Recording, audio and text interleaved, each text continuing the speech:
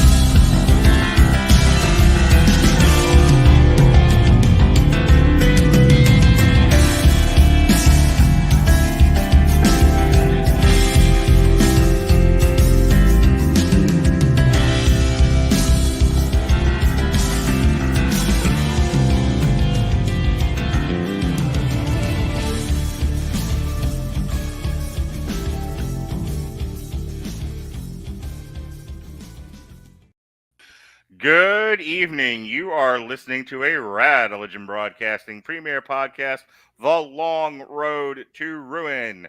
I am your host, the mandated reporter, and frankly, I'm mortified, Mr. Mark Radulich. And down there is my brother from another mother, the original host of Long Road to Ruin, along with me, lo those many years ago. Ladies and gentlemen, he's Sean, you're not. How do you do, sir? We're getting funky like a monkey on the mothership, on the TBS superstation, if you will. We're at the 8:25 Central Time. Everyone's got a Dusty. And speaking of Dusty... Hi, I'm Sean, and I put off updating my FetLife account for this. You're welcome. You can talk to my girlfriend when we're done, and you can have all the conversations about Fet you want. Speaking of Dusty Roads and FetLife, ladies and gentlemen, the punchy pugilist. He is Patrick Mullin, otherwise known as Schlock and Wealth. How do you do, Pat? Because, baby, if you're going to be smart and slick, I'm going to throw it out here, shocking wealth, baby. Because we're here on the mothership. I'm alive, you're alive. We're going to be taking this show to the pay window, baby. 11 out of 10, no motherfucking notes. Lex Luger ain't no cowboy. All right. And speaking of not a cowboy, from Honeysuckle Rose Creations, she took a Xanax bottle before the show tonight. One of the many hosts of TV Party tonight, including myself. Sucks to be you. I also took an edible. Alexis Hejna, how do you do, madam? Well, how the hell do you expect me to follow up with an introduction after that? I mean, seriously, what the hell am I supposed to say? You're supposed to say why you're here tonight, because we're talking the X Trilogy. You think that's hard times, Alexis? Let me tell you about hard times, Daddy. Goodness gracious. The X film series consists of American horror films based on an original story written by Ty West. The series includes the original film X, of which Sean and I, about a year or so ago, did as part of a triple feature. Pearl, which we've never reviewed, not ever, not even a little bit, on the Radulich Broadcasting Network. And the sequel, Maxine, which came out this past summer, which I reviewed on Movies That Don't Suck and Some That Do, but have not reviewed on my own. So this is going to be a first time getting all three of these movies in, and the very first time I will even get a chance to review Pearl, which is part of why I wanted to do this tonight. But back to you, Alexis. The low-hanging fruit answer is I like horror, but we do plenty of horror here. You don't necessarily jump on all of them. Why did you jump on this one? Well, mostly because you said you were really interested in doing, I can't remember if you said this was going to be a Long Road Ruin, or you said originally you wanted to do a triple feature on the X Trilogy. It would have fit either. Yeah, you said either way you wanted to review all three, and I basically said, "Oh, what, Mr. Radulich, I really want to be on this, please." And you can't say no to me. What about the subject matter interested you particularly? Because, I mean, again, I know you're a big horror fan, but boy, is this a special kind of horror. It definitely is. Ty West really brought out it's interesting because it's a new style of horror, and yet it is an homage to classic as well. I mean, X is such a great. I trying to find the words here for that. It was purposely shot and edited to look like it was something from the Texas Chainsaw Massacre film series. Right. But in the way, that's not what these movies are about. They're not about the shock and horror that the Texas Chainsaw Massacre films were. This is a series about mankind's desire for fame and fortune. It's about us trying to achieve our dreams. And it's about the fact that sadly, many of us will not get to our dreams, and what we do as human beings when we realize it's not going to be an option. What about you, Pat? You are impossible to predict what you're going to jump on besides a Venom podcast or wrestling. I was really shocked, I tell you, when I put the word out that I was doing this and you were like, sign me up. I think you were like the first one. So I'm really curious to see what about that, and you're a notorious hard person to please when it comes to movies made after 1984. So seven, sorry. So what about this film series is this appealing to you that you cleared your dating schedule for it? So I like the idea of an anthology. I think it's kind of a lost art in this day and age in terms of the progression of a story over a period of time with different casts and different characters progressing the same story throughout. It's done to death on TV essentially at this point in many iterations, but in film it's really not done often, and it's not often done well. So I love most of what the guys at A24 have come up with, and in all honesty, across every genre basically at this point. That's a house of ideas that I'm really on board with, and I love what they're doing production wise. But because this is such a rare thing that you see, where each film has a distinct identity, each has a distinct style. Each film even really is a tribute to other films of a distinct variety. I love the way it's branched together and blended, and again, because it's done very seamlessly in many respects. It's not perfect, don't get me wrong, but I think it's so interesting and so well handled that it really piqued my interest throughout, where I was really into each member of the trilogy and was really excited. After I saw X, I was like, oh, they're doing another one. Cool. I was excited to see Pearl, and I was really excited for Maxine when that was announced to come out. Yeah, it's funny, Sean. I had suggested doing X. X got a lot of buzz. That was why I initially threw it on the schedule, and then because I had no idea that he was going to do more of these, X did give it to you. It certainly did, Ollie. I threw it in with Red Rocket and Boogie Nights, which I had never seen prior to that, despite being in a group chat called Boogie Night. But that's more on that at a later date. I saw Pearl. I didn't intend to see Pearl originally. I ended up seeing it on a date at like the last second, and I absolutely fell in love with the movie. And so between X and then Pearl, I was like, okay, well, anything this guy Ty West does, I'm going to go see now. So when he came back to it a third time and we did Maxine, I was super excited for it. I saw it like opening day, and it very quickly made my top 5 of the. If it, I'd be surprised if it doesn't stay in the top 5. It's at least in my top 10 for the year. After we talked about X, what were your thoughts as Pearl and Maxine came out, Sean? Real quick. Like Pat said, it's really an astounding anthology. Yeah. That keeps everything extremely sensible. It's obviously very sexually intelligent, very sexually open, and extremely sex positive, probably more so maybe than it gets credit for. But I really like the fact that those themes of struggles for sexual freedom are kind of talked about in the context of kind of the specific issue of that particular time. Because you've obviously got the very nascent days that are really before women's liberation. In Pearl, which is a prequel, of course, to X, which is kind of in the heart of the sexual revolution, and it presents clash of those two cultures and themes of confusion, fear, and more than a little bit of envy from one very specifically towards the other. All right. So And then I was going to say, and then you've got Maxine, which is set in the 80s, really the height, the absolute apex of the adult industry. And Maxine is ostensibly living Pearl's dream, but she's also finding out what a massive, shocking cost that comes with.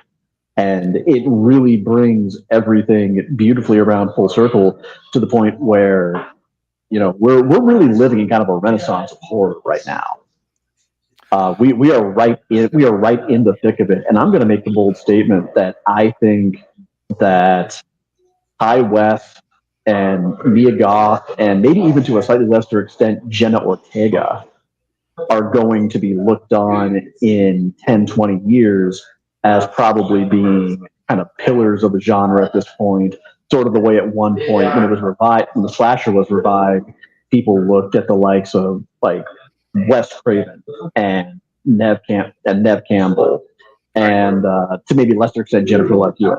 Let's get into the first movie here. So I know we're all chomping at the bit here and want to get going.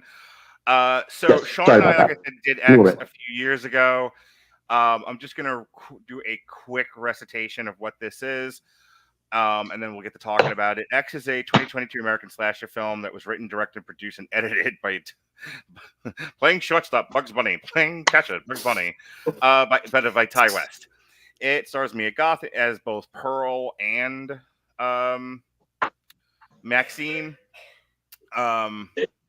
Stars Jenna Ortega before she became like the It horror girl. Martin Henderson, Brittany Snow, Owen Campbell, Stephen Ure, and Scott Mescudi. Kid Cudi.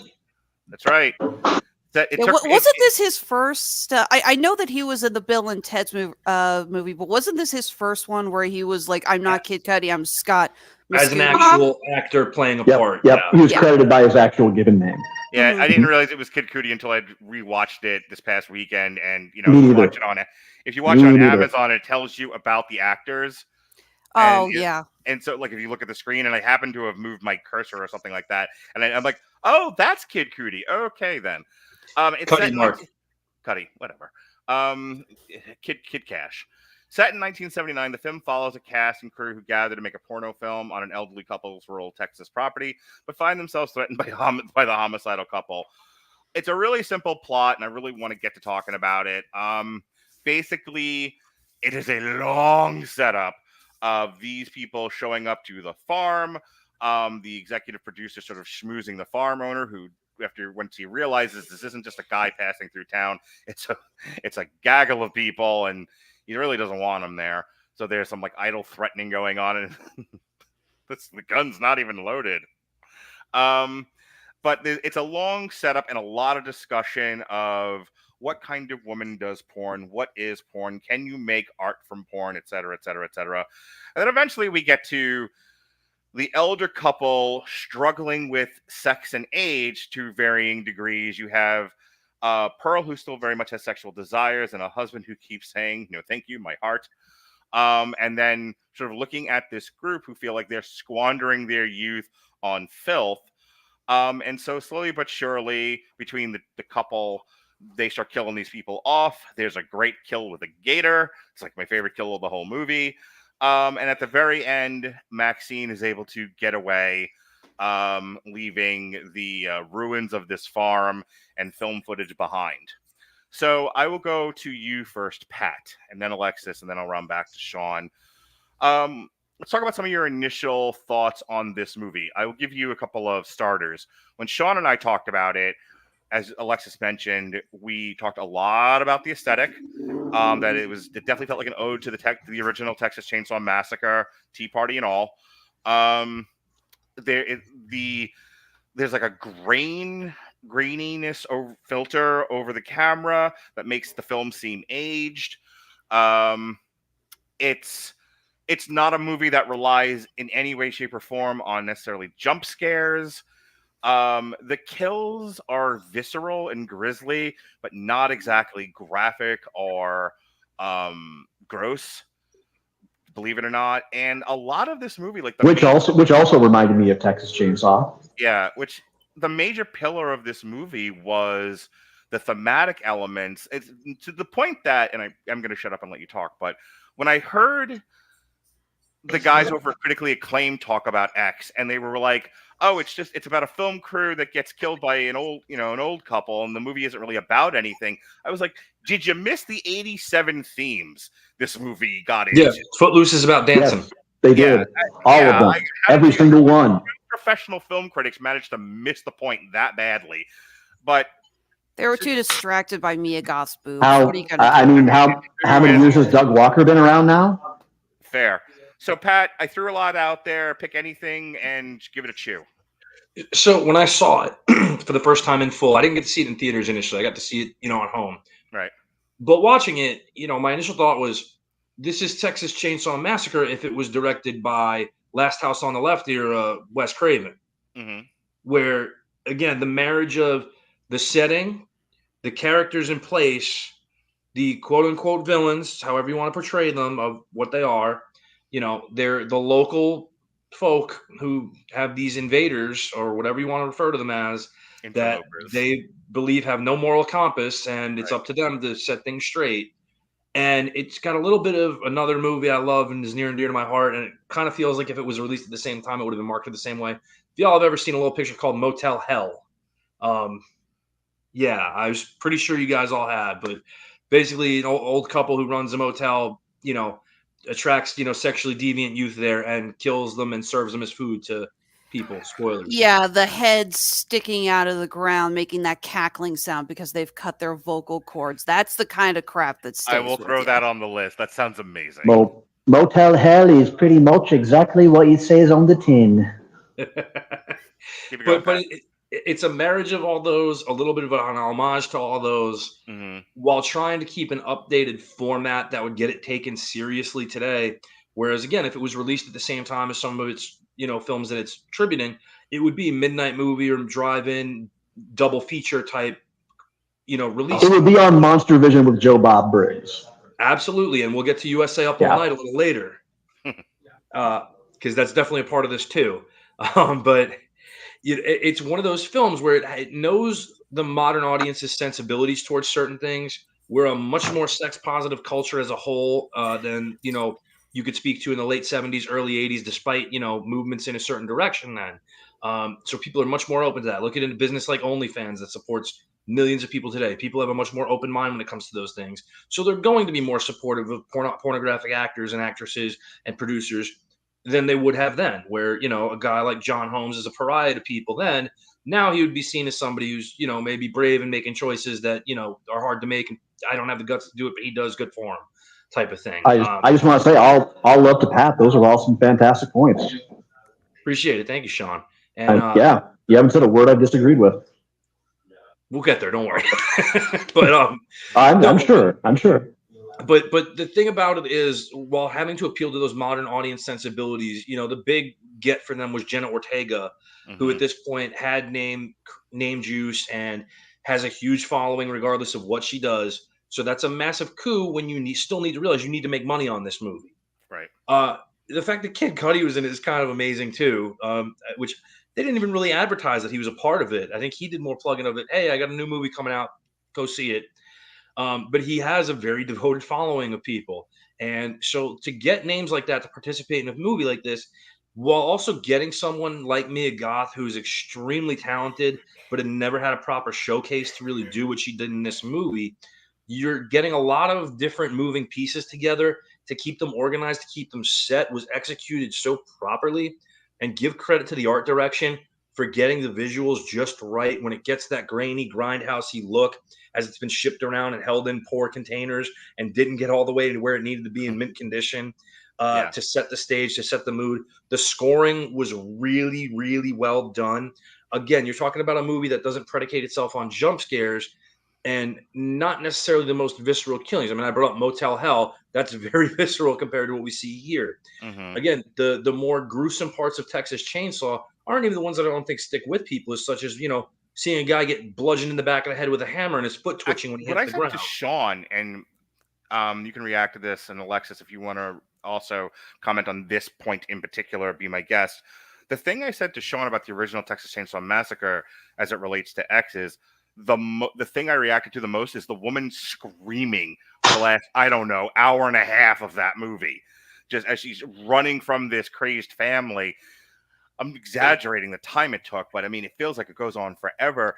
And the more she's screaming, the more unsettling this movie becomes. It does, and Yeah.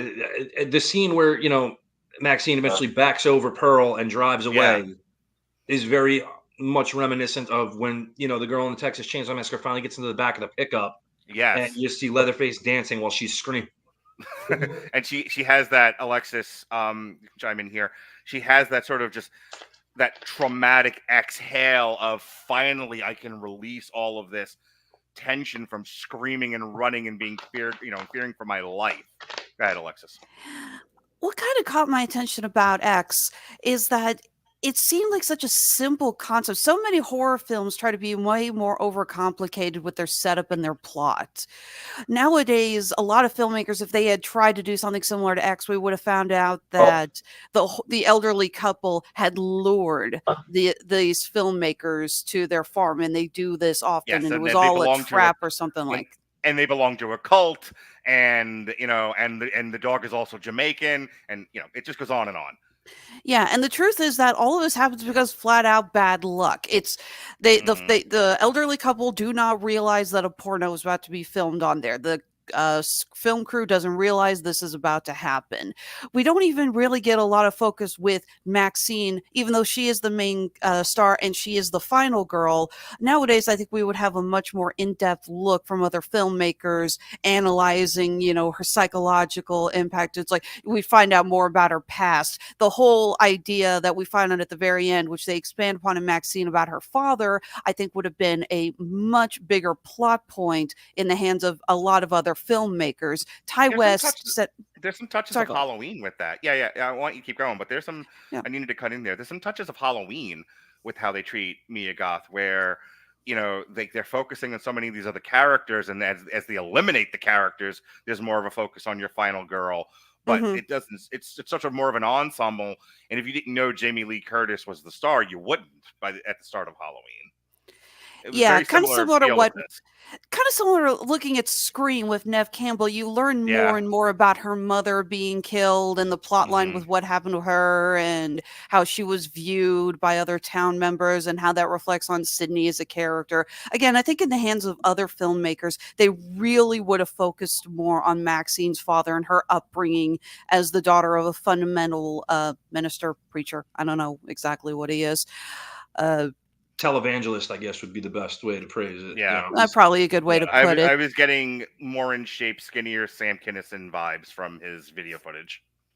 Yeah, I do love that he's always on in the background, even though we don't find out why he's in the background. Again, I think a lot of other filmmakers would have been focusing on that. And I love Ty West that he just has these elements very lightly put throughout the story. It isn't until it's all done and you leave that you realize how they're really interconnected. And I love a story like that. It's one that really, it's like, I've got a story to tell, but I'm not going to beat you over the head with the symbolism and the setup. It's very different from what a lot of other filmmakers do. Yeah, it does take some cues from another movie that's not necessarily, it's not even a horror movie. It's called Hardcore. It was released at the end of the 70s with George C. Scott, where basically he's a fundamentalist Christian, leads, a very strong hand over his family. And his daughter goes on a trip with other fundamentalist Christian kids to go evangelize out in California. She runs away, and then basically he doesn't know what happened, finds out she's been making pornographic films, and she's ending up in the hands of somebody who could potentially be putting her in a snuff film and killing her.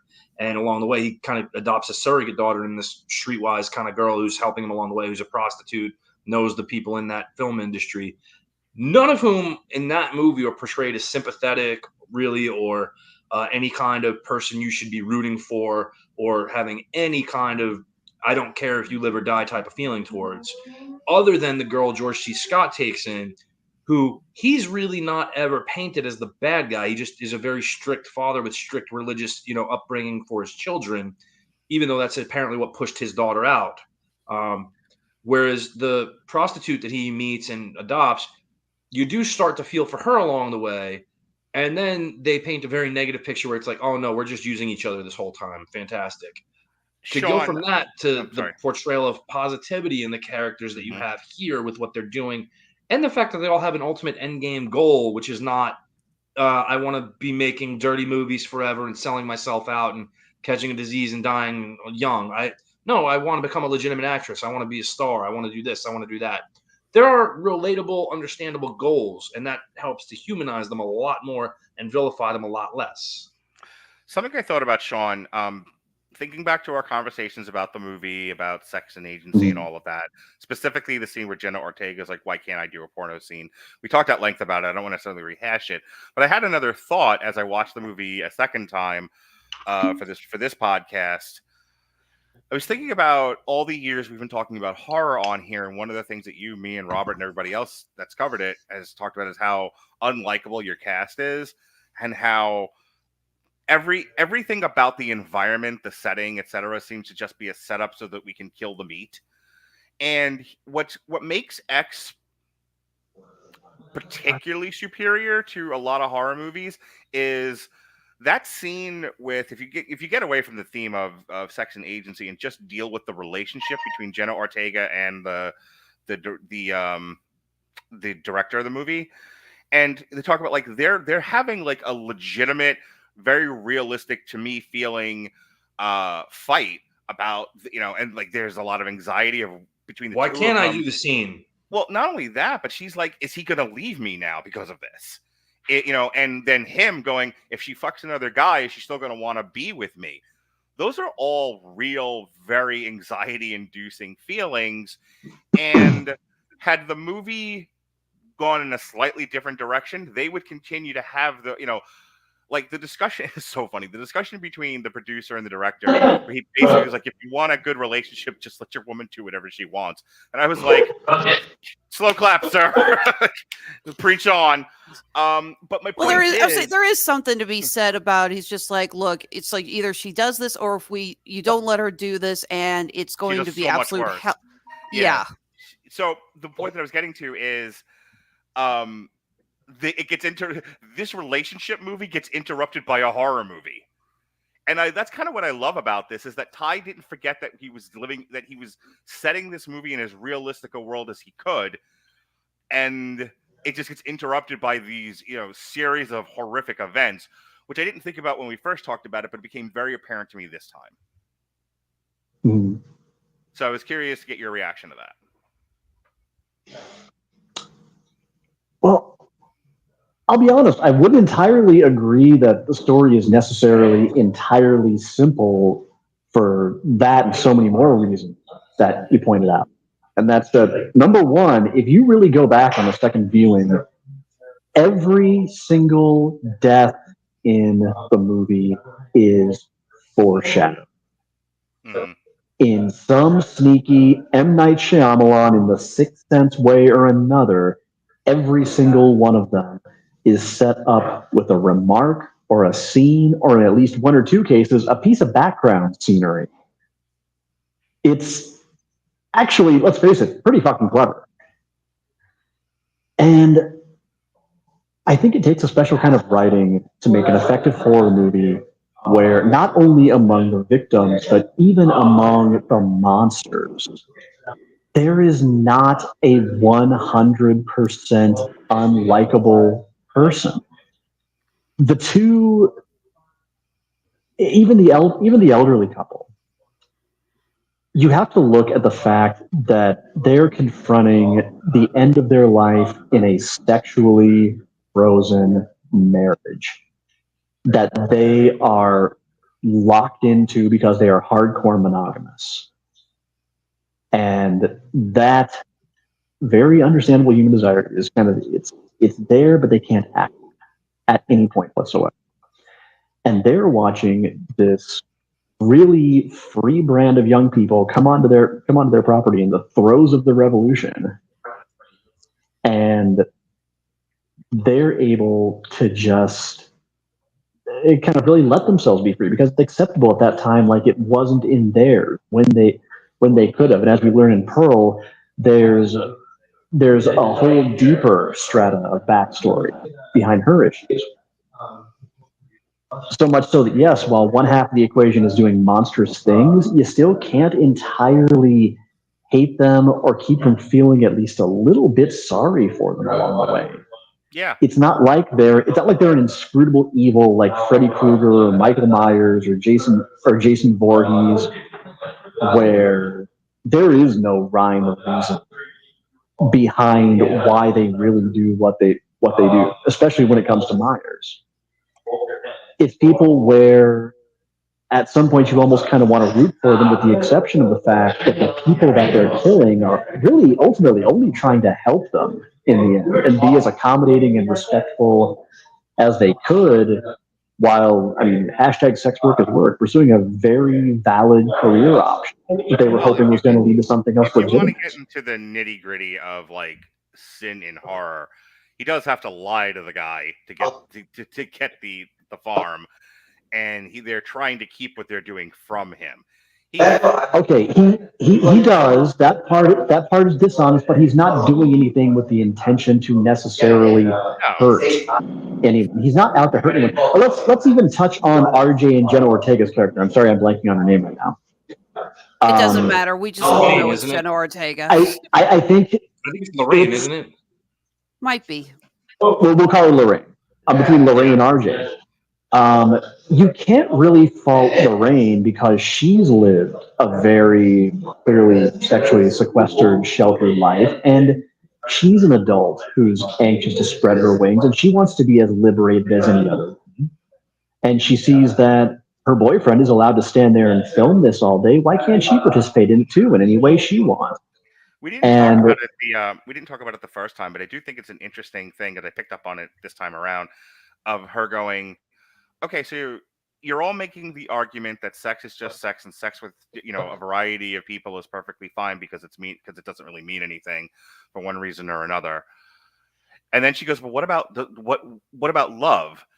She's asking a question that I think the audience is struggling with, at least some of the audience, which is sex any good without love? Are sex and love It depends. permanent? Yeah, I mean, these are all rhetorical questions. Is sex and love, forever intertwined? And she's wrestling with these ideas, and they're all kind of kicking it around like a think tank. And that's why I said that scene where where they're talking about it is one of the most interesting ones of the movie, because it really does put it out there for the audience to wrestle with, and the movie doesn't necessarily come down one way or the other on the argument. It just it does what movies should do best, which is put it out there for the audience to figure out. Well, but even then, you have a dynamic where you still can't necessarily be mad at Lorraine and RJ, because what happened was, you and I are both in the lifestyle. We know how this goes. They decided to give it a try.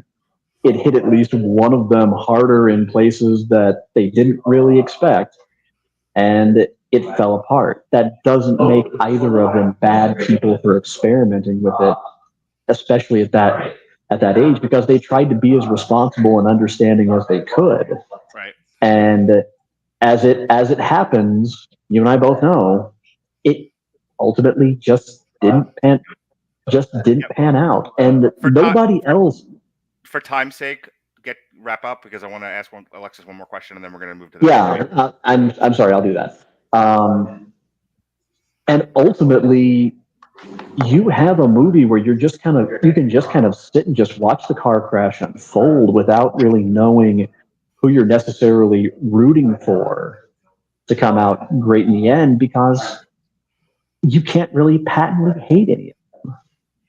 Not if you're watching it honestly. So Alexis, I've been trying to Alexis. Yeah, I'm still here. Sorry, I had to check Yep, something. Don't worry, I'm not going to do what I did last time and get into such a deep, thought process that I completely ignore what everyone else is saying. You're fine. I just want to make sure I had I didn't want to throw it to you and you're not even looking at the field. Sorry. I was listening, but I had a message pop in. I was like, recording. We'll talk to you later. So I've been trying to weave you into the conversations of things that were already started, but I did want to give you one last opportunity before I move this on to bring up any points that you wanted to bring in before we close the book on X for good. Well, continuing what Sean was saying, I think it's also important to talk about. It's not just so much the idea of sex and love. It's she sees these. It's two couples, you know. Mhm. Technically, you have. Oh my God, I can't even remember the names of these the characters. Jackson Hole. Jackson and Bobby Lynn, and you Mhm. have Wayne and Maxine, who are Right. couples. And then, yeah, you have Bobby Lynn sleeping with her boyfriend on camera, but then you have Maxine sleeping with Bobby Lynn's boyfriend. And then you see them all cuddles and everything. And she's just like, how do you do that? How are you able? And that is an interesting question. So, polyamory or not, there is a lot to be said. It's like, okay, I am okay with my significant other sleeping with someone, but does that mean I'm okay with watching them do it? Yeah. And I think there's a lot to be said about that, especially the fact that, you know, even though Lorraine says she wants to be in the film, she's basically telling her boyfriend, not only do I want to sleep with another guy, not only do I want it to be on film, I want you to film it. Mhm. And I don't care how you approach it. That's a lot for RJ to take in a 1 minute conversation. Well, but the fact is, since you're bringing the lifestyle into it, those are conversations that take place before playtime. People setting limits, establishing them, making sure that everyone jives with them. And in the ideal scenarios, if not everybody is on that same page, then Right. To take it a little happen. bit further, RJ isn't in the lifestyle. He's directing a movie. And so having been there myself, without getting into my personal stuff, when you are pushed ass backwards. Wait, this isn't going to be about your dog, is it? Go fuck yourself. Right in Okay, Mace's window, pal. Pat, I'm sorry. I am giving you a slow clap of approval for that one. That was a God. good I wish I had remembered to upload the seal that fucking Dorian sent me. I'd fucking play it for you now. Anyway, the point is, when you get pushed ass backwards into a lifestyle that you're not ready for, it has all kinds of unintended consequences. Exactly. There's nothing to say that RJ and Lorraine couldn't weather the storm of non-traditional relationship dynamics, but when you're not even prepared, when you don't even know it exists, and you're being, and you're pushed into it, because again, RJ's coming from the standpoint of view of, I want to. Is very much reminded me of the Deuce and what the hell's her name's Maggie Gyllenhaal. Yeah, Maggie Gyllenhaal's character of, why can't we make artsy? Why can't we take the pornographic genre and do something artistic with it? Because the Coen brothers don't fucking direct it. I've seen enough of this stuff to know that you can absolutely do weird and artsy and wonderful things. Oh, I mean, one of the things I learned fairly recently is just how much work you would be stunned goes into that. Just how much production, thought, planning, prep. So the point of it is, he's not here because of a relationship dynamic. He's here because he wants to do something with his craft, and his girlfriend's just turning around and going, well, now non-traditional relationship dynamics exist, and I would like to explore this. And he was like, it's funny, I actually said this to somebody last night, and then we are just moving on. I said, sometimes you get together with somebody, and you get together with them as they are, and then they become a completely different person. Not bad or good, it just is. And you don't like the new person they turned into.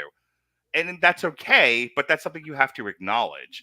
With that said, if there's nothing else, just a real quick 10-word or less, how much did you love X, Alexis?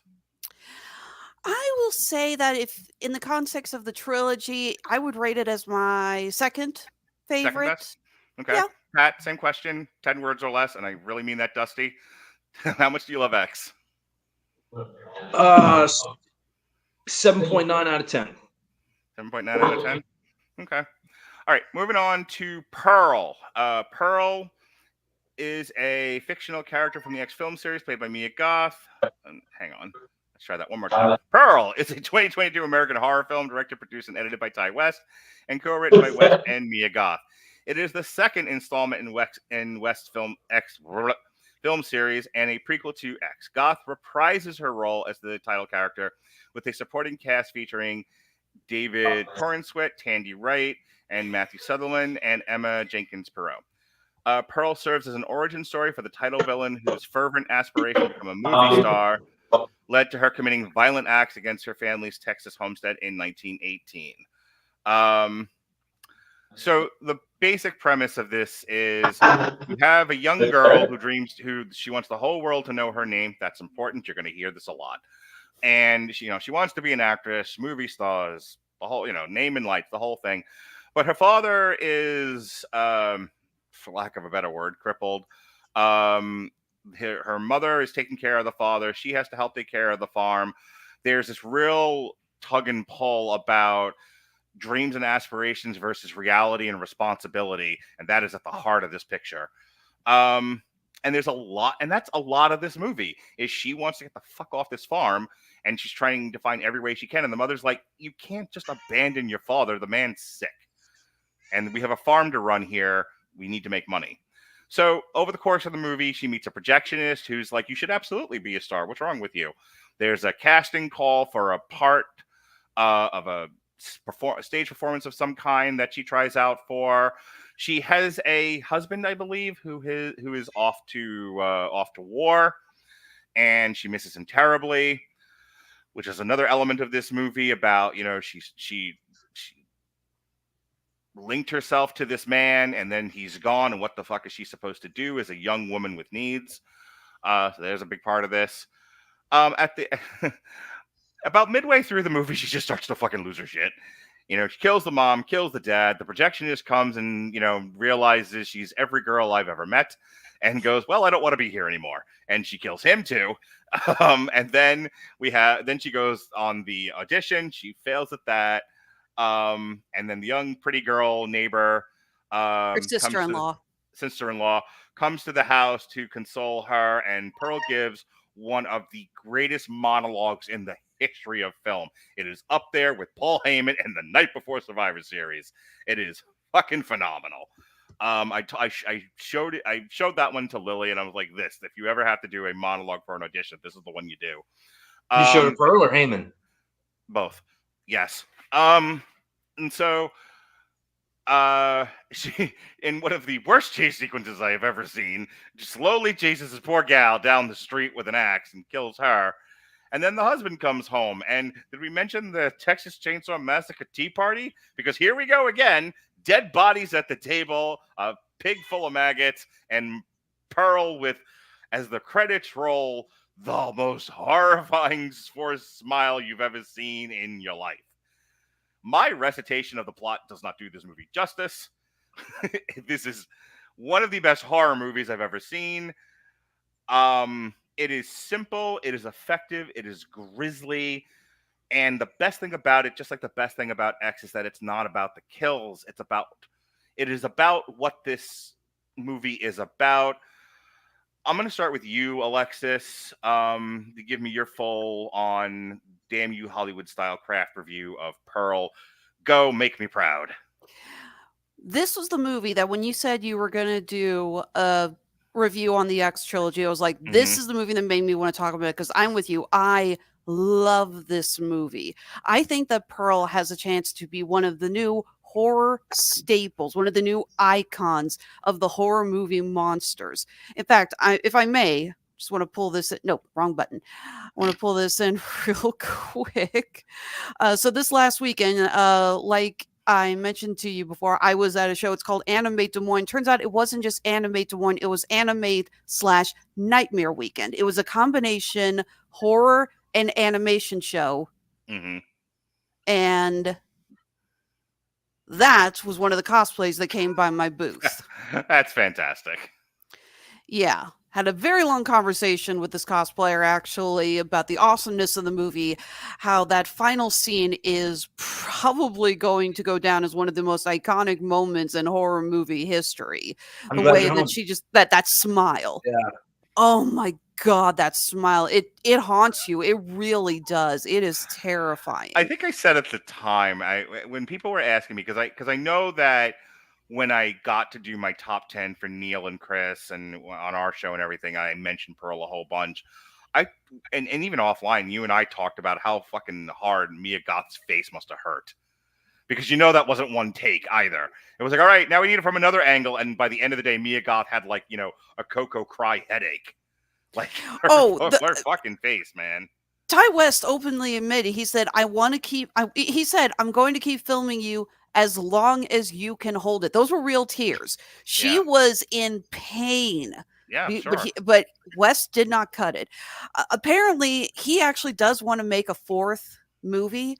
Ugh. And I have got my fingers crossed that it is not a sequel to Maxine. I want a sequel to Pearl. I want to see more of what happens now that Howard has come home and he's realized, same thing the poor protectionist realized, oh God, I put my dick in crazy. And just what happens on the farm. All right. Sean, I know you're chomping at the bit here. Give me your damn you Hollywood-esque craft review of Pearl. I love that it's a hellish, really surprisingly down-to-earth Wizard of Oz fugue for most of the movie. It's not really so much about spectacle, though. Even as much as a lot of sequels are, I find that really kind of the meat of it and what really kind of tastes best about each kill is the fact that the real horror is in the grounded, relatable humanity of the rage. And how, again, it's not inscrutable. You know exactly how you got there. And it kind of makes it easier and easier to imagine something like that being something that really could have happened or that could happen to any of us after enough of a succession of bad days.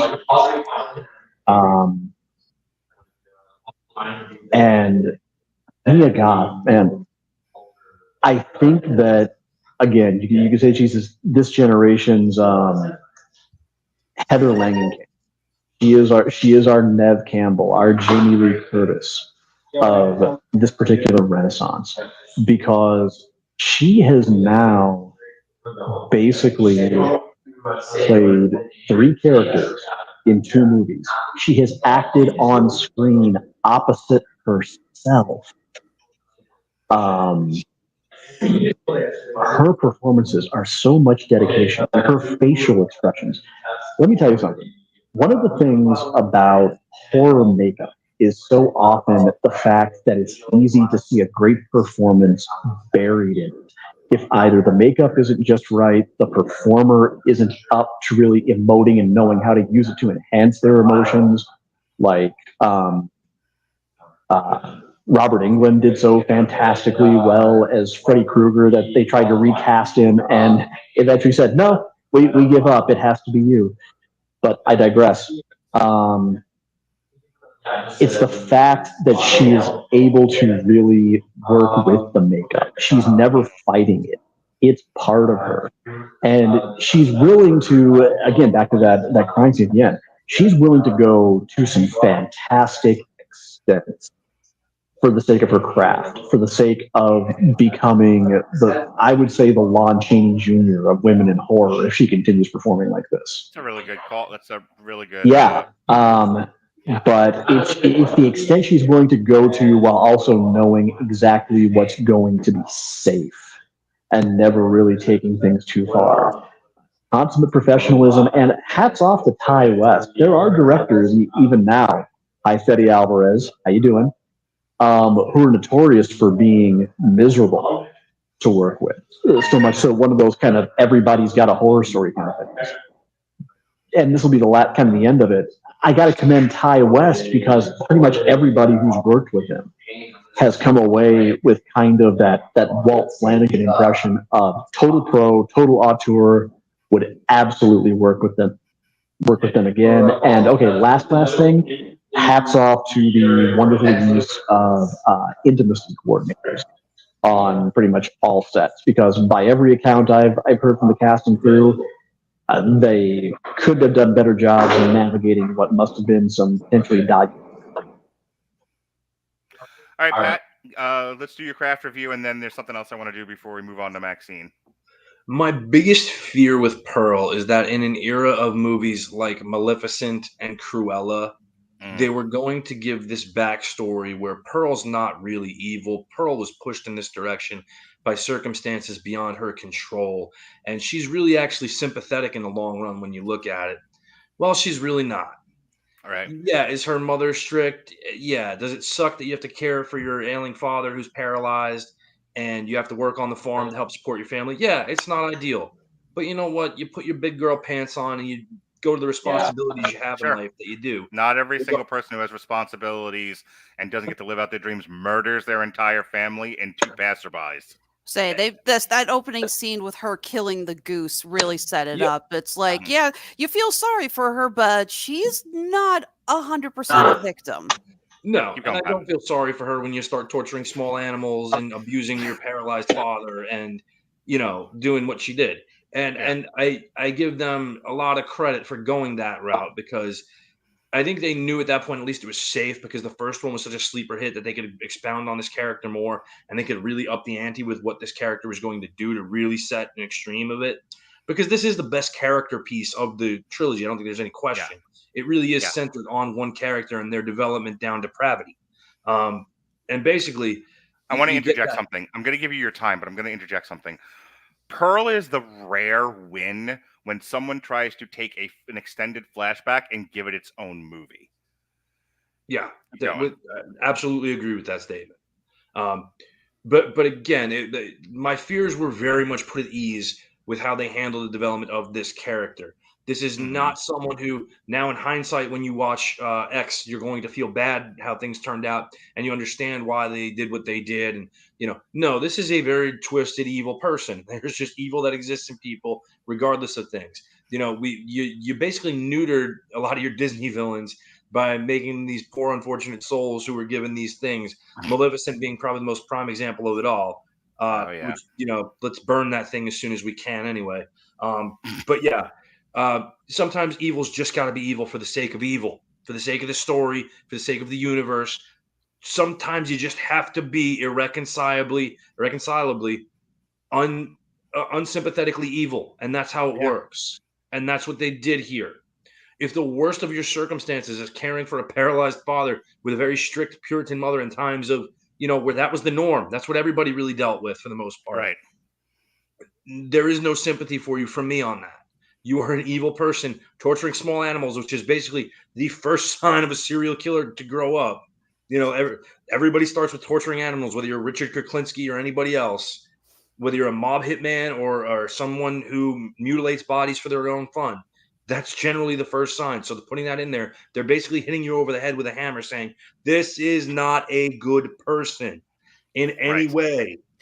And the just general cycle that goes down where it just goes more extreme as you go down this cylinder as it goes, where it's little acts like torturing the animal or masturbating with a scarecrow who hasn't?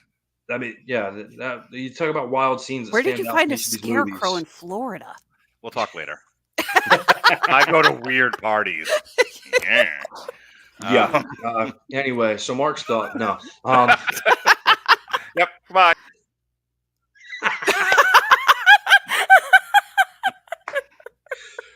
But anyway, again, they really up the ante through each act, and each act kind of ends with her with one big moment for her at the end of Act 1, at the end of Act 2, and of course the end of Act 3, where again that ending is just going to stick with you forever as Howard comes home, and I'm glad you're here.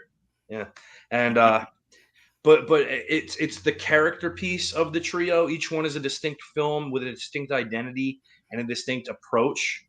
If the first is really that speaking to a moral generation and how it's changed today versus then, this is a character development piece that was well executed from start to finish. And I think it's important to note that a lot of the characters in the movie didn't get names, because ultimately it's not about who they are. This is called Pearl for a reason. The focus is Pearl. You name who you have to. The projectionist does not get named through the course of the whole movie, if you remember. Right. He's just the projectionist. He's never called by a name. And I think that speaks to, one, the intent of the film to show you that this is Pearl's story. Nothing else matters. Nobody else matters but Pearl in that sense. but also to give you a perception of how Pearl sees things. Pearl doesn't need to know a name. Pearl doesn't need to know any of that stuff. You are what you are to her and her need, because she is ultimately, at the heart of it, she's just a selfish, driven person with her Right. own wants and needs that nothing else matters. Well, I think, and I need to cut in here and say just this much, because I've been thinking about it the whole time we've been talking. Pearl is your protagonist, but like a lot of movies that are written this way, she's not someone you're necessarily rooting for because you don't necessarily want her to win. She's not a good person. What you are hoping is that she'll come off the ledge. You're hoping that she kind of pulls her shit together and will do better. If she does, there's no movie, but that's a lot of movies, so who cares? But like you're hoping she understands she has to be responsible. You're hoping she understands that she has to do the right thing, and then she never does. And it's interesting because it's something I talk about with Robert all the time. You're, as an audience member, if your lead is not somebody you want to root for, it makes it a chore to go through. But that's just the thing, is like, here is this character who they introduce, as you keep saying, as not great, and you're hoping she'll get better. And there's moments with the projectionist, moments with the sister-in-law. And even if you're one of these people who, and this is another great strength of this movie, is that you could absolutely be, as an audience member, somebody who doesn't see the value in taking care of her father and the farm. They're rooting for her to become a star. And so you're hoping she passes the audition and it happens for her, and then that doesn't happen either. So by the time we get to the final kill, you as an audience member are not necessarily cheering for her, but you're bereft of hope for this woman. You're like, God, we've lost her. It's a tragedy, in the strictest sense of the word. And it's also very rare. I don't see a lot of movies that are like this. Anything else you wanted to add, Pat, before I go back around? Okay. I brought this up really quick. I went to my girlfriend, ChatGPT. Jesse and I are dating the same girl. It's fine. All hell Skynet. I swear you both are going to get us killed by Skynet. I hope. Anyway. Yeah, let me go talk to my girlfriend, Anna. Anna Breated. We all have our things. So here's what I wrote. I said, what is Pearl's final monologue about in about 100 words? And I want to read this to you guys and just get your kind of 50 word or less, and then we're moving on. You stole Shawn Michaels' smile. Oh, no, that's Heyman again. Sorry. And you bought yourself, you're sitting there and you're singing Tutti Frutti. Anyway, speaking of Tutti Frutti, Sean, Alexis, and then finally Pat, and then we're moving on. I want you to react to this as best you can in 50 words or less. In Ty West Pearl, the final monologue is a disturbing confession of Pearl's inner turmoil. She reveals her longing for a glamorous life beyond the farm, feeling trapped by the mundanity of her existence and stifled by family obligations. Pearl admits to intense feeling of resentment, loneliness, and frustration, which fuels her violent urges. She craves fame and admiration, desperate to escape her isolation, but feels she'll never be special enough to achieve her dreams. This speech captures Pearl's unraveling mind, blending her vulnerability with her chilling willingness to harm others in pursuit of recognition and validation. Dropping the violence part from that, I know 100 Pearls, personally. Like, there were so many, I'm going to stick with women, but I'm sure guys too. But I know so many women who wrestle with the obligations and expectations of middle-class family life. I see so many women that I know personally struggling with motherhood, with just being it's one of the reasons why I like the speech from Barbie so much, because this pointed to it as well. Being a woman in the year of our Lord 2024 and all that entails, and the contradictions and the mental load one has to carry just to get through life. It's interesting. The thing that jumped out at me and what Ty West really captured in that monologue and the writing was, it wasn't just about Pearl wanting to be famous. It was very much Pearl like, I'm a square peg in a round hole. It's 1918. I'm married to this guy and he went the fuck off to war. and I'm supposed to be loyal to him. And what am I supposed to do? And I want something more for myself, and nothing about this society lends itself to me being better than this very mundane expectation. And God, if I haven't heard that from other women, and probably men too, but I was only listening to the women, such as life. And I think that's my reaction to this is, oh my God, one of the things I love about that monologue is how real it felt to me and how much I've heard it from other people and how much pain I've heard a lot of women express in their frustrations with the world. And I felt like, just as What's Her Nuts from Barbie was kind of speaking for women, as was Pearl in that final speech. Doesn't justify the murder spree she goes on, but I would like if 100 women came onto this podcast, and there's no room, no more people on my podcast. I can't have 100 people. But if I brought 100 people on and they were like, yeah, do I think about killing every single person I know? Sure. Because life is just that tough. And there are too many contradictions and too much mental load. And I just want to move into the woods to live deliberately. So there's my sort of why I love this movie, my visceral reaction to that monologue. Because if you like nothing else about this movie, that monologue is like top 3. So that's me. Sean, your 50 words or less reaction to that or anything else I've said, go.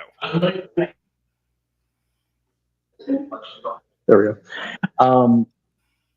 I actually think GPT nailed quite a bit of it. I think underneath all that, though, there's also the kind of jarring, thought-provoking realization that during this time when women were basically things, they were effectively functional furniture.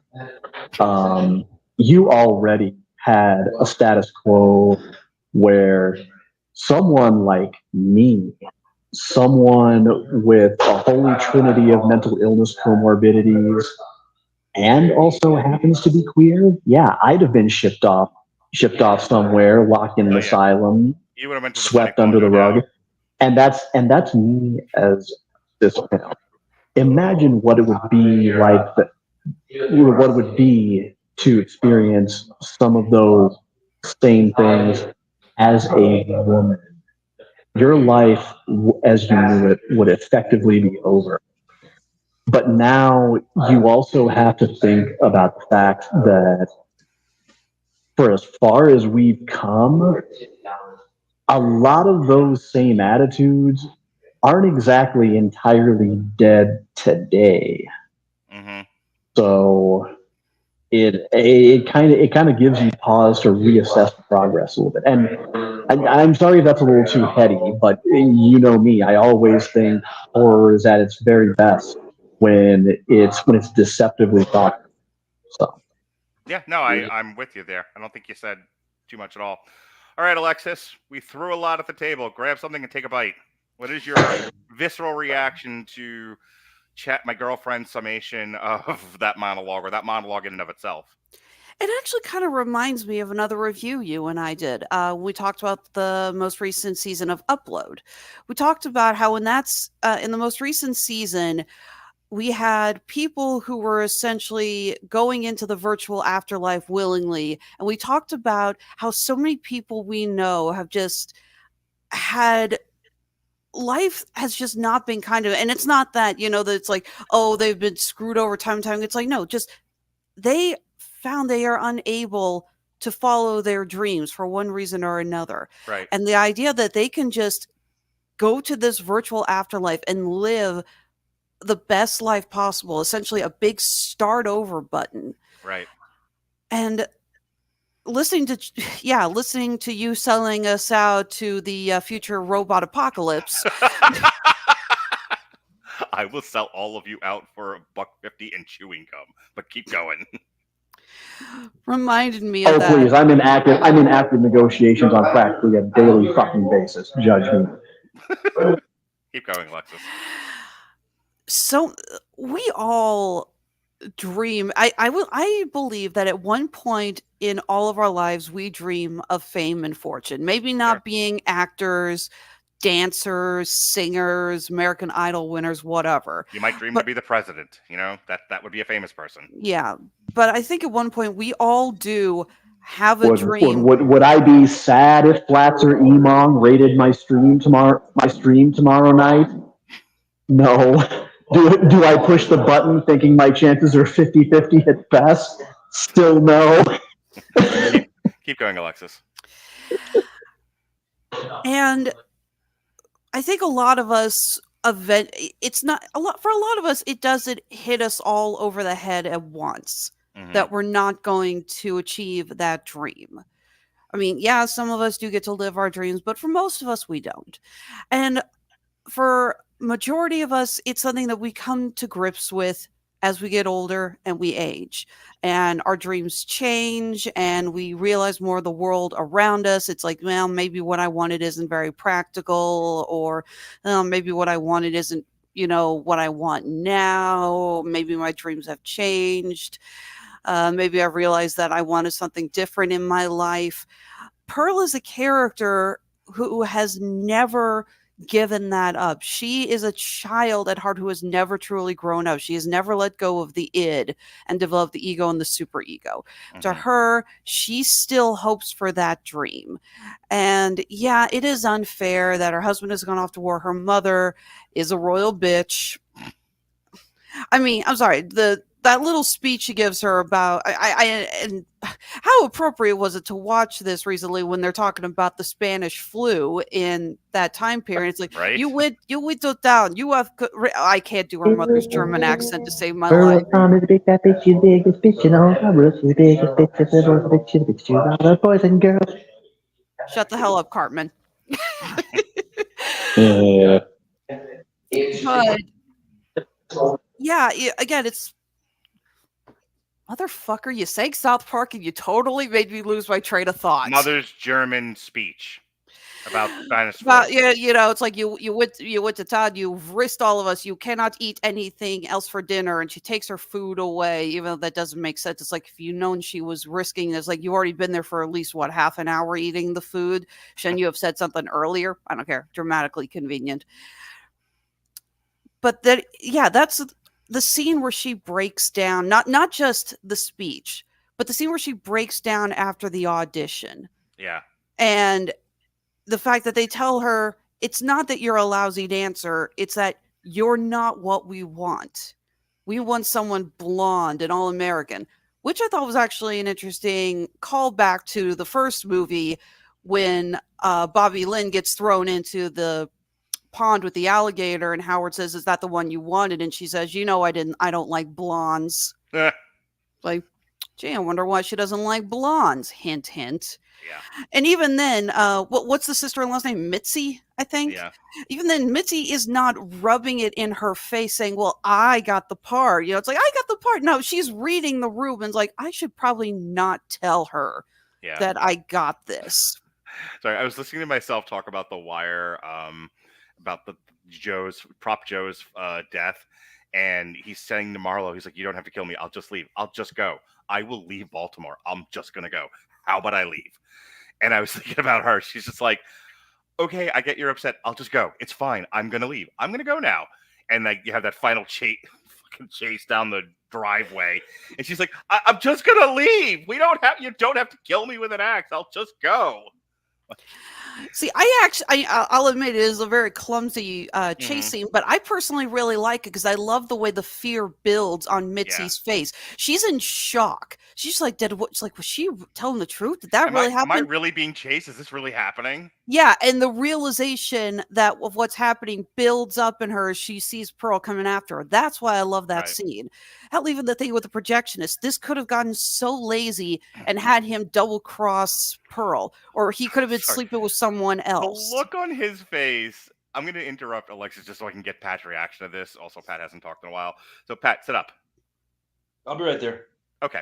He's scratching the cat's butt. He's occupied. I see him fingering his pussy, and I don't like it on camera. Listen to me now. Because we've all been there. Whether you're a guy or a girl, but now I'm only talking about the guys. But if you're a guy or a girl, you've been that projectionist where you have seen and you've seen or heard the girl go, "You've changed. did I do something wrong? And then lose her fucking mind. And he's like, oh boy, no thank you. And he's like, if I could get on a broomstick and fly the fuck out of here, I would. And he played that scene so goddamn perfectly, and so did she. But it was a little too, like, the kills in this movie aren't what's horrifying. The fact that I've been that guy and I've seen that girl in real life, that was what horrified me. Pat? As well it should have. Yeah. Based on experiences, I'm sure we've all had some degree. Oh, good Lord. Yeah. So here's the thing on that final monologue. Yeah. Mark and Sean will get this reference. Alexis, I apologize. You may not. What about me? What about Raven? What about Raven? Yep, yeah, I got it. I'm assuming that's another wrestling reference. Someone who, in their own mind, is at war. Yes, I didn't teach you very well. That's a wrestling reference. That's a juicy wrestling reference. That's a good one. Because I love Scotty Flamingo. In their mind, they have been treated so poorly and badly, and it's not fair. I deserve this. Yeah, I should have this. Yeah, well, because of how much I want it. Sorry. And it is the entitlement generation in a speech. Yeah. Which speaks quite a lot to today's environment as well. Yeah. So again, credit so much to them for taking a different time period with an argument that is very prescient in the current day. Yeah. Much the way they did with X, with the forward thinking of being a sex positive society, and in this case, reacting to the entitlement end of the generation of people who believe they should just be handed things and given things, and because they want something is why they deserve it and should have it. I want this. I deserve it, so I should get it. And it's like, that is not how math works. Right. It's not about what you've put in towards it. It's not about your qualifications for it or what have you. It's about, no, but I really want this. Right. So it should be mine based on how much I want it. Yeah. And to me, if there was ever like a tipping point where you really wanted to make a character dislikable, that speech was phenomenally developed for it. Mm-hmm. Mia Goth delivers it perfectly, right on the nose, hits all the high notes where she shouldn't at. And I give her so much credit for doing it. I don't know how many takes they did, but I would almost guarantee you it was a single take that she just went stream of consciousness on, that they were like, no, this was it. She was fully in character the whole time. She felt it. She had the expository notes hit. That's it. This is the one we're using. And it worked on every level. All right. What I heard in my research was that she actually rehearsed that and memorized that so many times. Props, by the way, to the episode of The Kill Count from Dead Meat that covered Pearl. It really is outstanding. They're just beautiful people in the first place. But yeah, she apparently got that memorized so well, just so she could just run off the emotions and not have to think about the words at all. I stripped the ball out of your hands, Alexis. So wrap up your point, because I wanted to interject with that bit of it for Pat, but finish up. Oh, I was just going to talk about again how well they wrote the scene with the projection. Is that they could have been lazy and been like, oh, it turns out he doesn't actually care about Pearl. He just used her as a side piece. No, he likes her, and then he gets there and sees the maggot-infested pig on the doorstep, and it's like big, giant red flags a-waving, ladies and gentlemen. Yeah. So. Side note, this was my first introduction to the guy who's going to be playing Superman. I was sold after watching this movie. I was like, okay, this is a good choice. He's good. Right. So, but no, again, I just absolutely love this movie. I really do. I really am hoping that if Ty West does continue with this and he does end up making a fourth film of the franchise, it is not a sequel to Maxine. It's a sequel to Pearl. All right. If Pat... really, like 50 words or less, is there anything? I just want to make sure you didn't feel snubbed or anything like that. Anything else you want to say about Pearl? 8.2 out of 10. Cool. Same to you, Sean. 50 words or less. Anything you want to add to Pearl, or are we good to go? God damn it. Son of a bitch.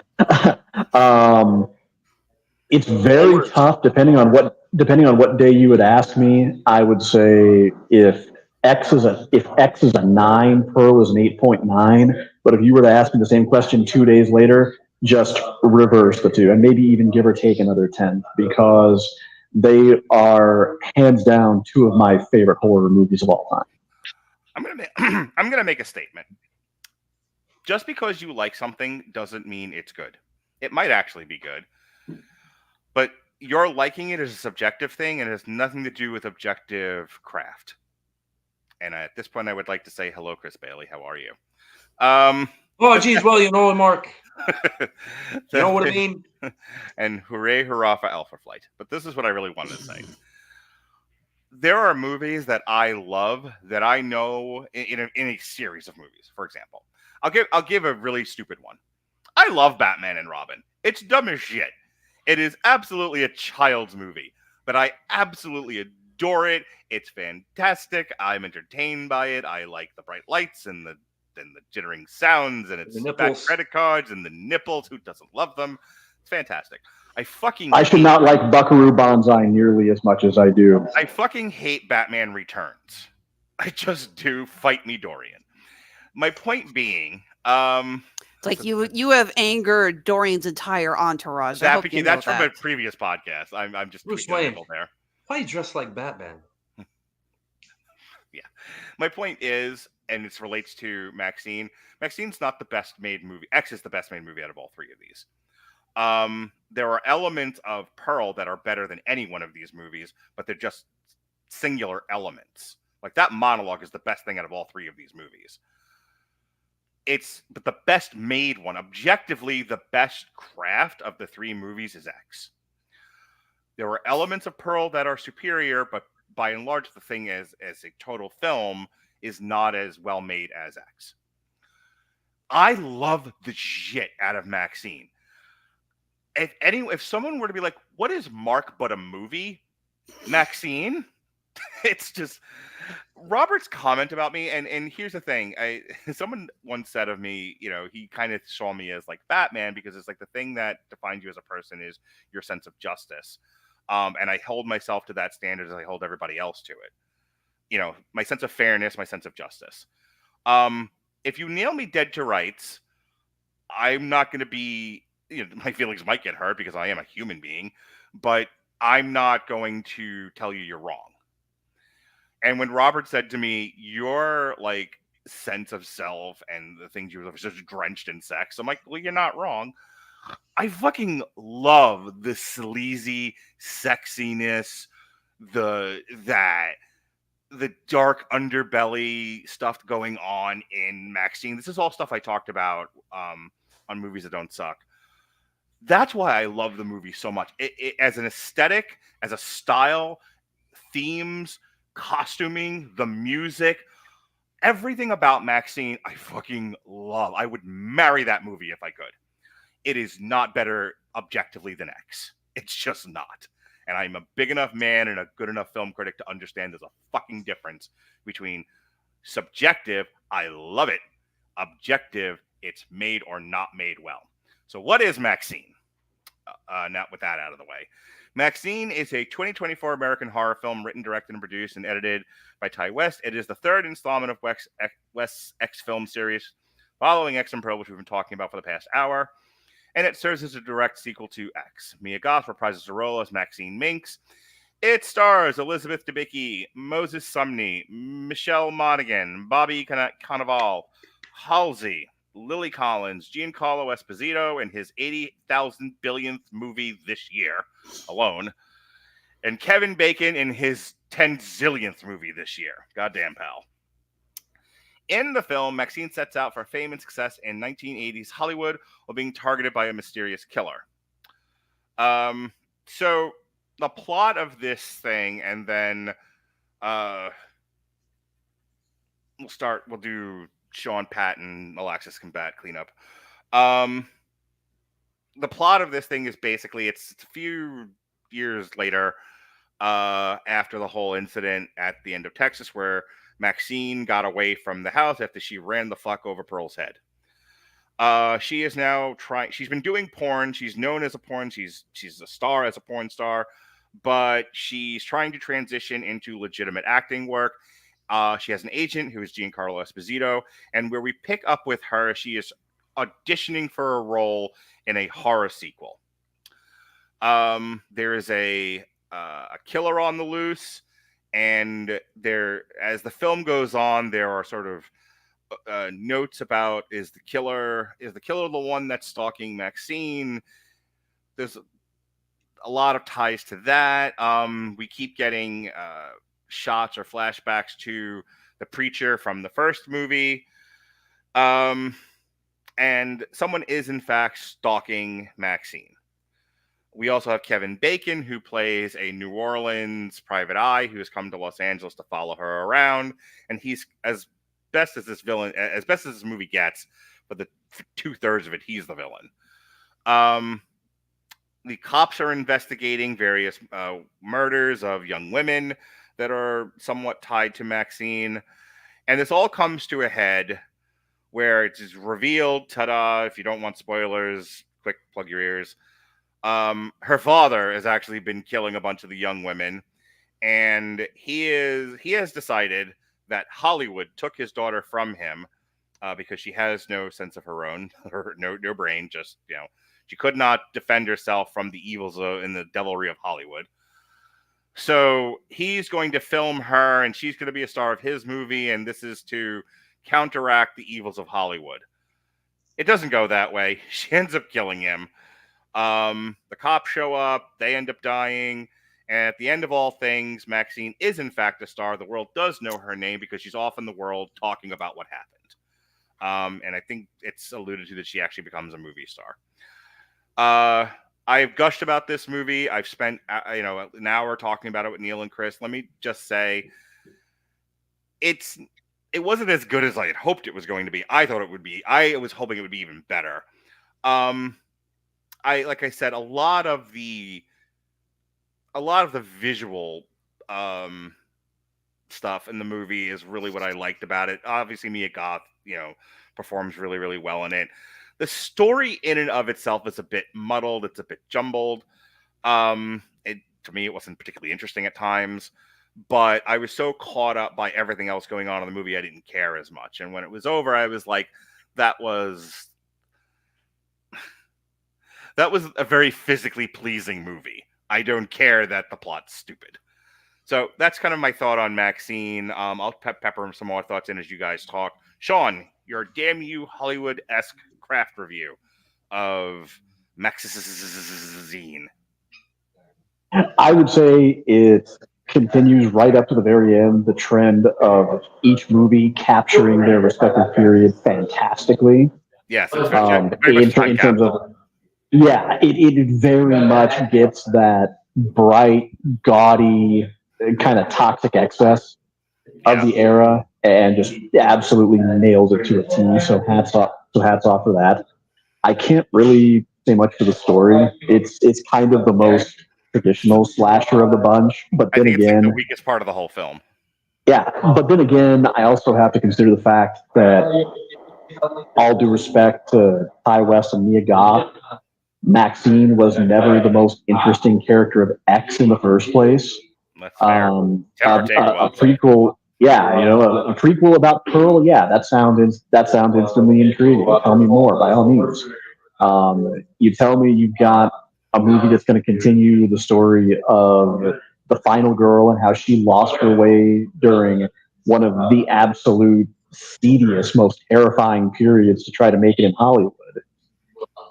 And I don't know if there's nothing good on Up All Night or Monster Vision. Maybe I'll flip the channel and catch it if I can't find like a scrambled WWF pay-per-view or something. But it's not a bad movie. It says something that pretty much my most ambivalent of the three also happens to outshine 90% of other recent films in the genre. I think it's a fun comment on Satanic Panic.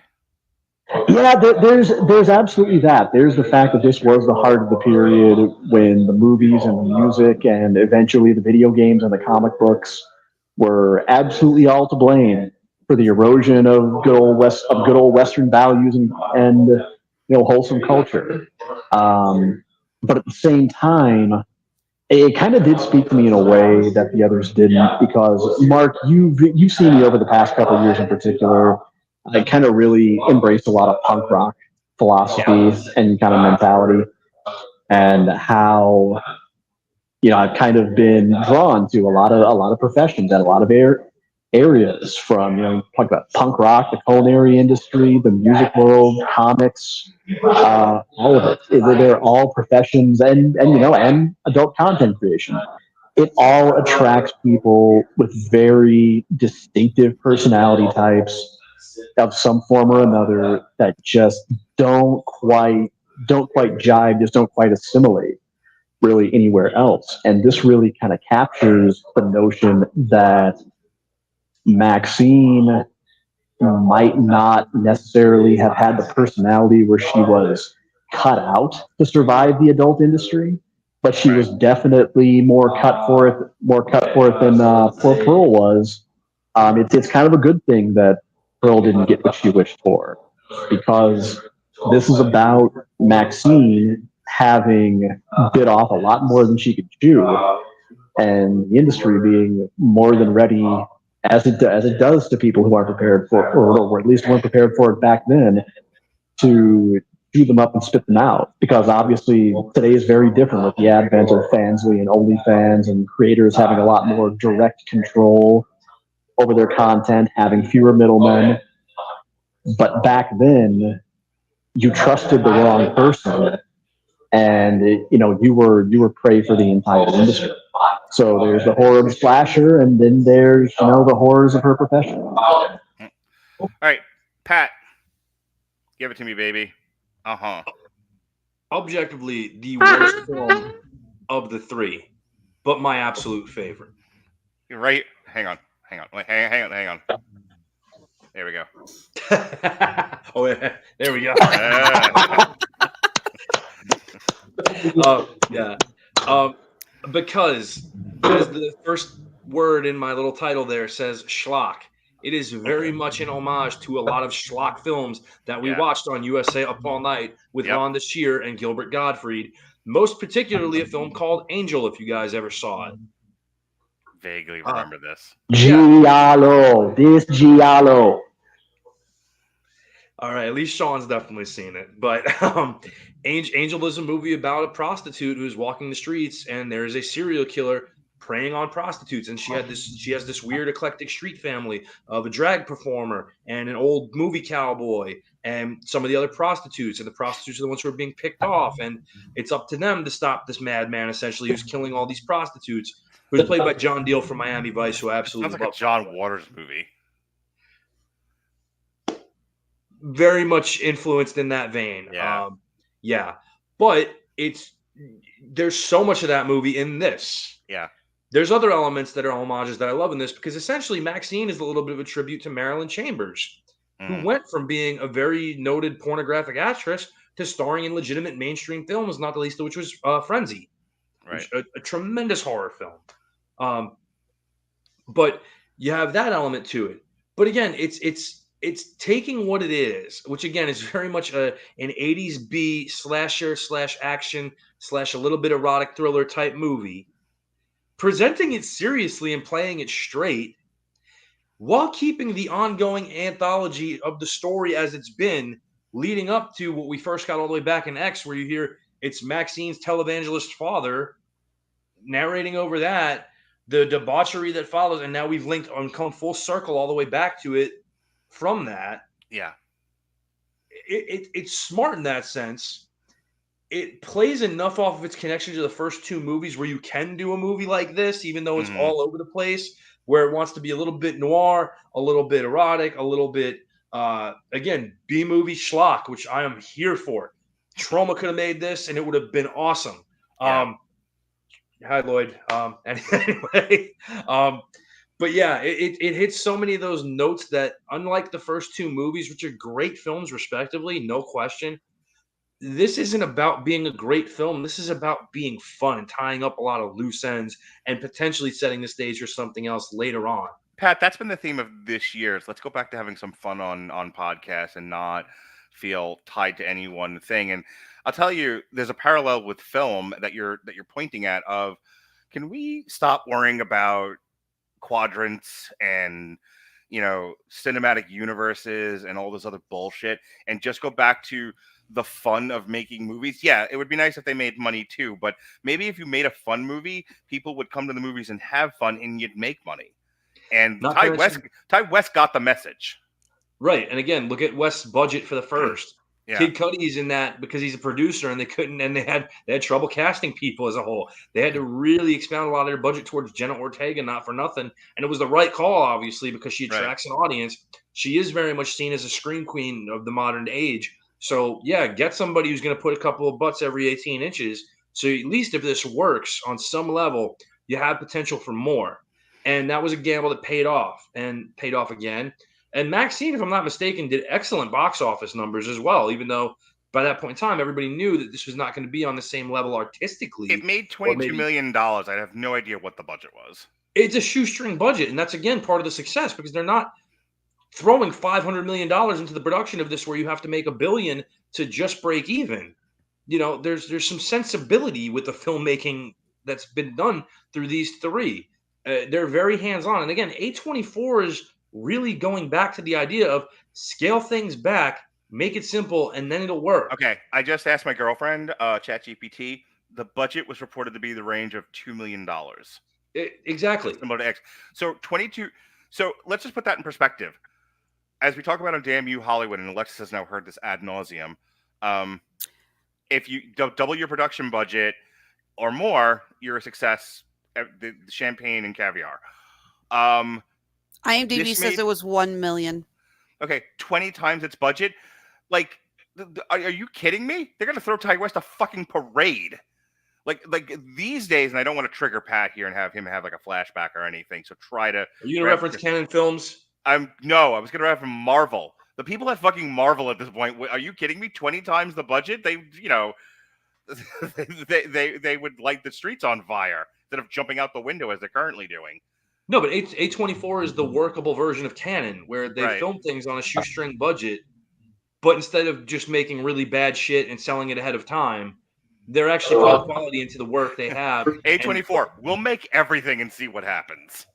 Well, I mean, early in his career, that was kind of what Robert Rodriguez became notorious for. Yeah. Was not necessarily even the sheer spectacle of his movies, but the fact that everything that he made came in on time, and under budget, and even when he didn't necessarily have the resources, he could make $1 million look like $5. Yeah, that was the. And you just kind of trusted him, and to this day, including making one of the best Predator movies, he just never lets you down in that regard. He is an AC/DC album. You go to see a Robert Rodriguez movie, you know what you're gonna get. You know what to expect. You know what you want, and you get it. Okay, keep going, Pat. You walk away, maybe not blown away, but definitely satisfied. Keep going, Pat. Right, because again, it's basic principle of success for profitability. Start with low overhead, and they've done that. Right. Don't start at $300 million. Yeah, and again, there's been so much commitment to the continuity of the anthology, which is giving you a lot more leeway than if you had to produce direct sequels each time.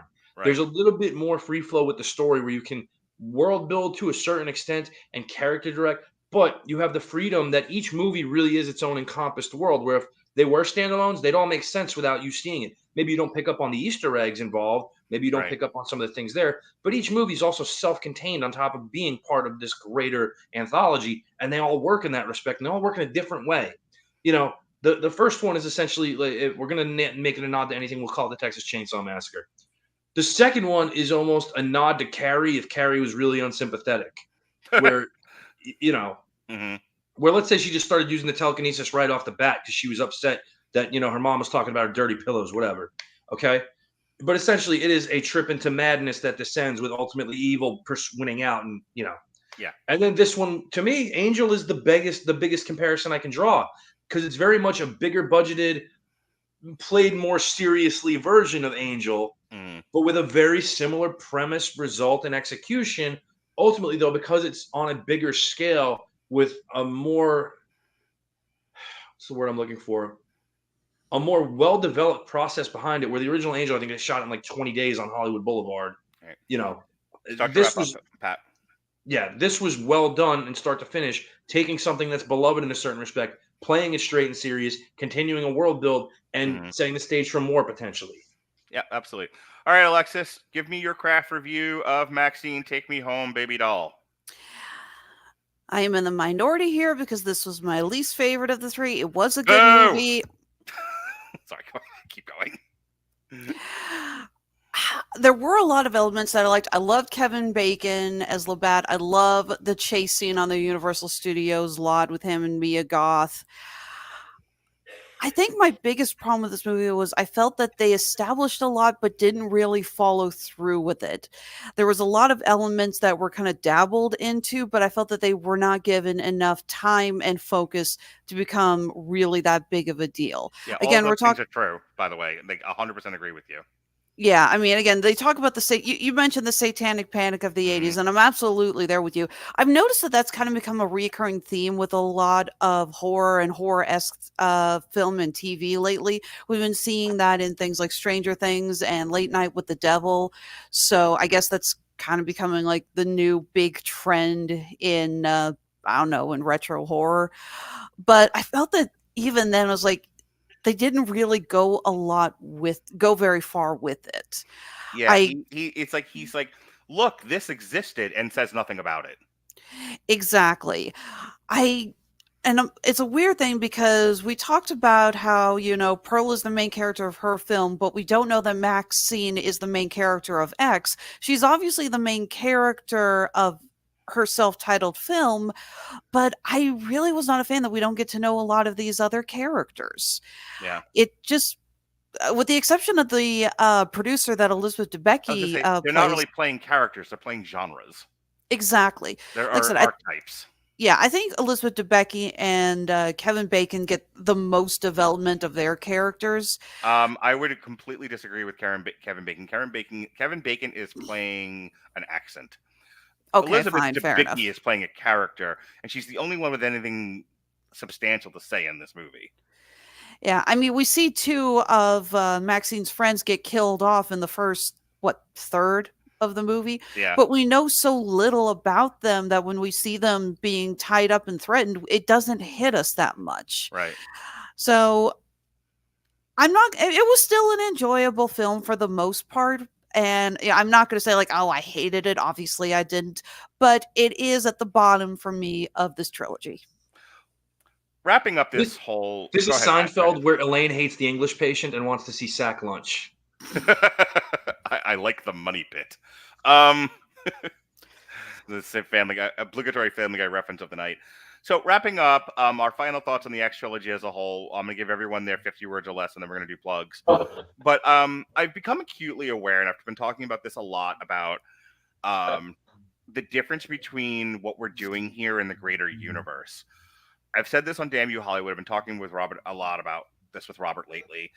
This is film study, and it's not the same as people just watching movies. And I think at the heart of the X Trilogy is this is an ode to the enjoyment of watching movies. There's stuff in it. We obviously were able to draw those things out and talk about it. But if you're not going to sit there and dissect these movies, you're going to be this is a reward to casual moviegoers. It's a great ode to different genres. It's some fun kills. It's some interesting characters. If you choose to be an intellectual about it and dig a little deeper, there's stuff there. There's some meat on the bone for you to chew on. But ultimately, as I was saying earlier, it's remember when movies were fun? Ty West remembers, and he eats Pepperidge Farm cookies. And with that is my last word. Pepperidge Farm cookies is the last word I have on these. Alexis, give me your 50 words or less on the trilogy, this podcast discussion, anything that's in your brain. Your last chance to speak before plugs. Really enjoyed it. I think Ty West is a brilliant filmmaker, and I can't wait to see more of what he can give us. I am curious, that's for certain. Speaking of being curious, Pat, you've been with us for the last hour and 39 minutes. You rarely get to be on these. So welcome back to the Long Road to Ruin experience. You're one of the originals, actually. You used to come on this all the time back in the day. That's very true. So your thoughts on the trilogy as a whole in this discussion that we've been having for the past almost 2 hours? 3 distinct movies, all enjoyable movies. Love the work Ty did.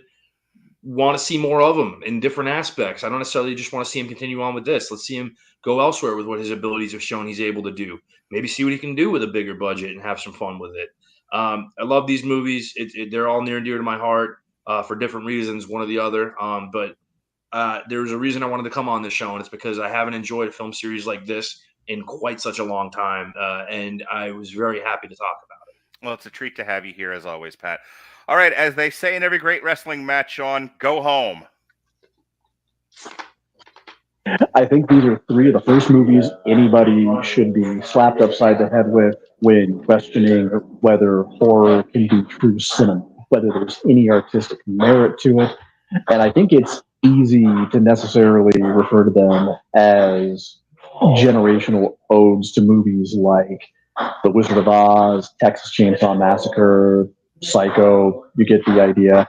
I would go so far as to say that they are equal parts our Sybil, our All About Eve, our Taxi Driver, in terms of rich, substantial period character studies.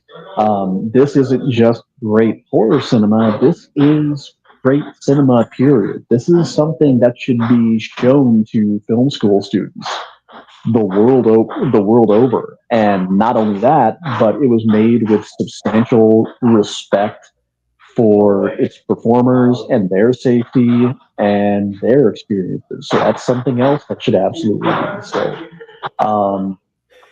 Absolutely could not recommend them all highly. All right. Well, folks, I've certainly appreciated this collection of people I've had on this podcast tonight. You guys did a great job. You all get gold stars. Yay. No, but seriously, I had a really good time on this podcast, guys. Thank you for doing this with me.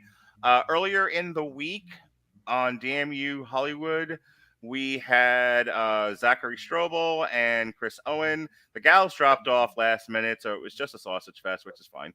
We talked The Wild Robot and and I almost cried on yet another podcast. That movie really got me in the feels, as it did my daughter. So go see The Wild Robot. Give it your money. It deserves it. Next week, we've got No Bananas, but we've also got Joker, which is apparently not doing very well review-wise. It's like in the 40s, I think, on Rotten Tomatoes. That is going to be myself hosting, along with Robert. Alexis will be there, Mick Wanamaker, and Dorian Price. So that'll be a full panel for Joker. And then next Thursday, a week from tonight, is a triple feature. It'll be myself, Dorian, Mick, and Sean. We are talking American remakes of French films, Blame It on Rio, The Woman in Red, and LOL, starring Miley Cyrus and Demi Moore. So I'm really looking forward to that. I just rewatched 2 out of the 3 of those, and I had a good time. I cannot wait to talk publicly About Blame It on Rio. About Blame It on Rio, baby. Woo! I thought, Pat, I'm such an old man. I thought for sure Brooke Shields. I remembered Brooke Shields being in Blame It on Rio. Not Brooke Shields. Not even a little bit. Not even close. You're thinking of Blue Lagoon. I am thinking of Blue Lagoon, and 10 for that matter.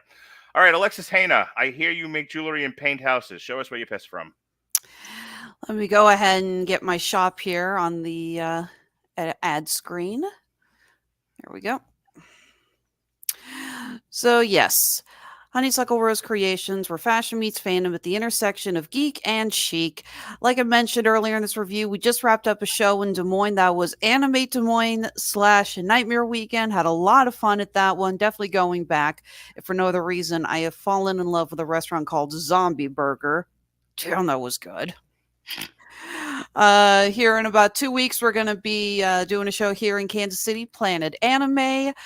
Looking forward to that one. That's one of our home shows. And we just got off the wait list for Twin Cities Con in Minneapolis in November. Really excited for that one. Among the guests there is going to be Hayden Christensen, of all people. I didn't even know he was doing the con circuit.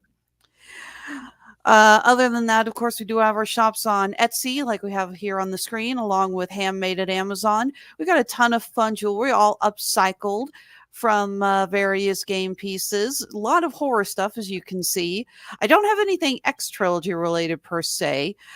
I have absolutely no idea what I would actually make for that. An X? So, just sell the X Scrabble game piece. It'll save yourself some money and make you some. are you done? A little bit. So we got that, like I said, on our Etsy and Handmade at Amazon shops. As always, you can follow us on Facebook, Instagram, Twitter. I'm not calling it X. I will never call it X. And TikTok. Although, admittedly, most of our videos on TikTok are just stuff that my office staff, aka my dogs, are looking cute. All right. Okay, go ahead. What do you do? No, What's just- the next podcast you're doing? Well, you mentioned that the Joker sequel. I am on that. What are you hosting? I mean, Let's see. What is my next one we're hosting? I do need to talk to you about about our schedule. We have a couple of shows we need to get on there, including Agatha. We have The Penguin. We have Hysteria, the new show coming to Peacock. I said that to you, and I was just like, there is a freaking horror show about the Satanic Panic featuring Bruce Campbell. How am I just now hearing about this? yeah, I initially ignored all of that, and then when I realized what it was, I'm like, oh no, this actually looks like fun. Yeah, right. So we need to get all of that on the schedule. Let's see here. What is the next show I'm hosting, though?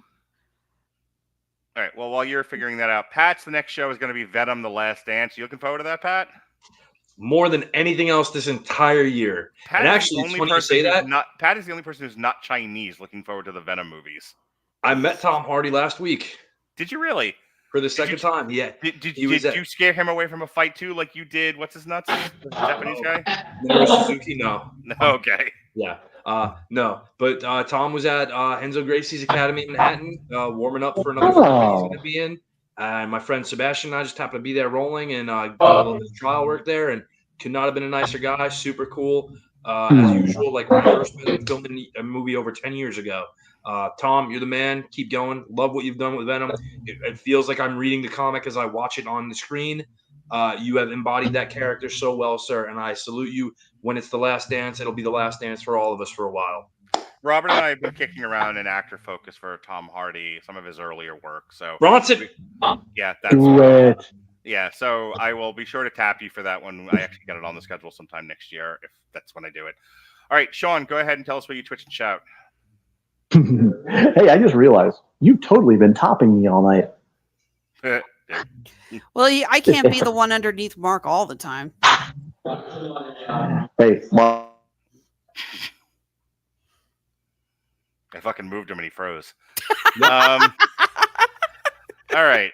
I don't know what I'm doing. All right. For the record, Mark, I actually don't have anything on me hosting until December with only Murders in the Building. We got to get a lot of crap on the All right, schedule. yeah, let's end the podcast and then we'll talk about it. All right. Well, Sean seems to have gone away. So for the Frozen, Sean Comer, for Alexis Hejna, for Pat Mullin, I'm watching football. Be well, be safe, and behave.